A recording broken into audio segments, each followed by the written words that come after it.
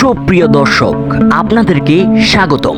আজকে কথা বলবো সাত বোন নামে খ্যাত সেভেন সিস্টার। চলুন তাহলে জেনে নেওয়া যাক বিস্তারিত। বাংলাদেশের সাবেক প্রধানমন্ত্রী শেখ হাসিনা পতনের পরেই সেভেন সিস্টার নতুন করে মুখে মুখে আসে। অনেকে গুঞ্জন ছড়ায় অন্তর্বর্তীকালীন সরকার ডক্টর ইউনূস সেভেন সিস্টার দখল করবে।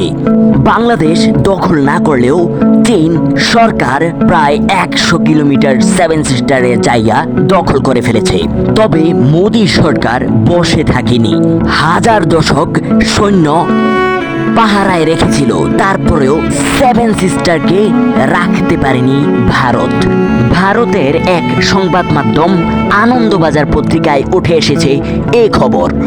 ওইখানে বলা হয়েছে চীন সরকার ভারতের সেভেন সিস্টারের 100 কিলোমিটার দখল করে ফেলেছে। তবে এখন আরো উত্তাল সেভেন সিস্টার। কোন দিকে যাচ্ছে সাত বোন নামে খ্যাত সেভেন সিস্টার? পুরোটাকে দখল করতে পারবে চীন সরকার? সেভেন সিস্টার নিয়ে নতুন ভিডিও দেখতে আমাদের চ্যানেলটি লাইক সাবস্ক্রাইব করে রাখুন।